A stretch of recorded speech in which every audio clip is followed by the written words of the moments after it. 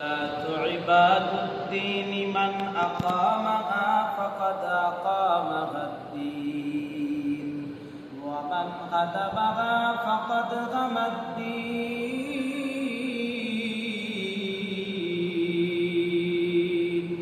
الصلاة عباد الدين من أقامها فقد أقامها الدين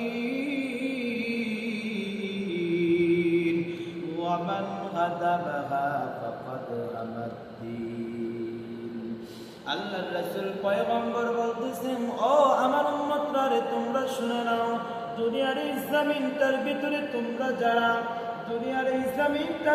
তোমরা যারা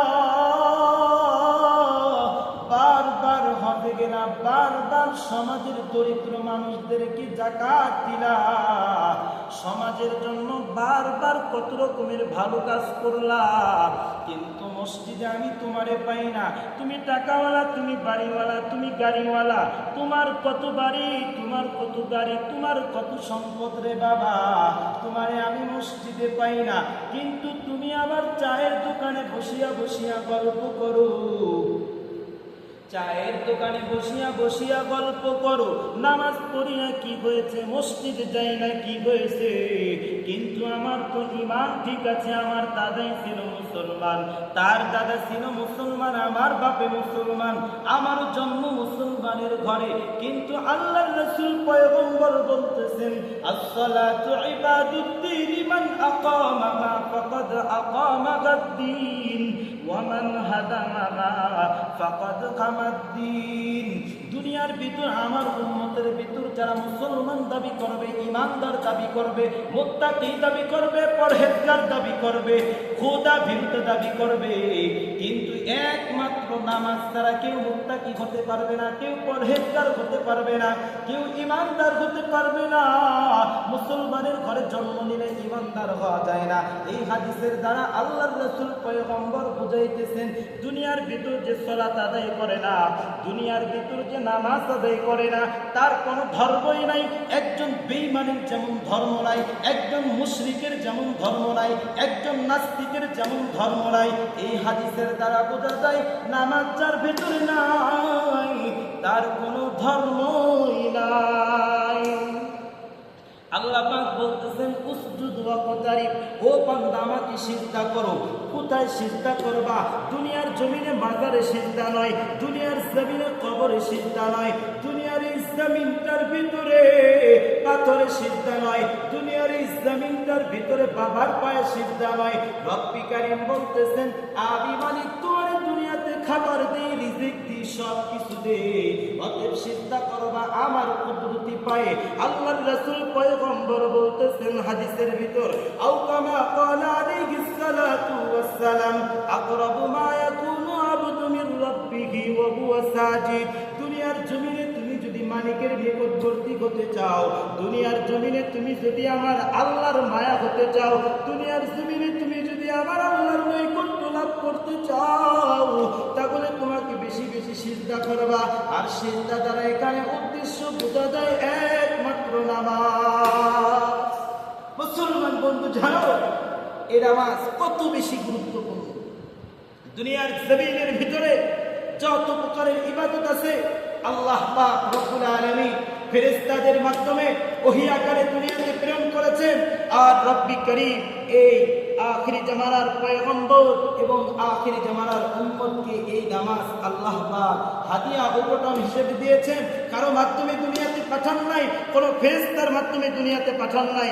আল্লাহ পাক রব্বুল আলামিন হযরত মুহাম্মদ রাসূলুল্লাহ সাল্লাল্লাহু আলাইহি ওয়াসাল্লামকে তার আরশে আজিমে আসমান থেকে জমিন পর্যন্ত সাজায়া আল্লাহ পাক রব্বুল আলামিন তাকে তার সান্নিধ্যে নিয়ে যে বিভিন্ন রকমের ফেরেশতারা আহলান সাহলান, কত রকমের ধন্যবাদ, কত রকমের কত সুনাম ধন্য কত কথা বলে রব্বি কারীম আল্লাহ পাক তাকে তার সান্নিধ্যে ডেকে নিয়ে বলেছেন, ও পয়গম্বর, দুনিয়ার জমিনে তোমাকে এবং তোমার উম্মতকে এই ৫ ওয়াক্ত নামাজ হাদিয়া উপহার হিসেবে দান করেছি।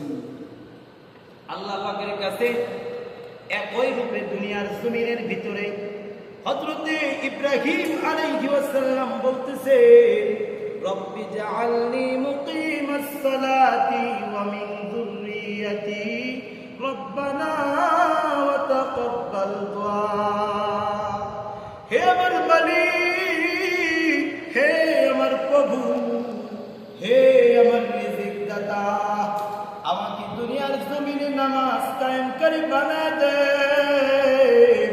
আমার সন্তানদের ভিতরেও, আমার পরিবারদের ভিতরেও আপনি নামাজ কায়েমকারী বানায় দেন।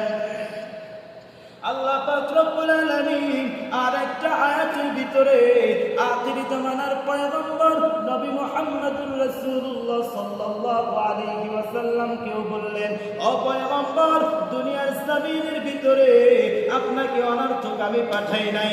আল্লাহ পাক বলতেছেন কালামুল্লাহর ভিতর জানা দেয়, ওয়া'মুর আহলাকা বিস-সালাতি ওয়াসতাবির আলাইহা লা নাসআলুকা রিজকা নাহনু নারযুকুহুম ওয়াল আকিবাতু লিত-তাকওয়া। ও পয়গম্বর, দুনিয়ার জমিনের ভিতরে আমি আল্লাহ আপনার কাছে রিজিক চাই না, আমি বরং আপনাকে রিজিক দেই।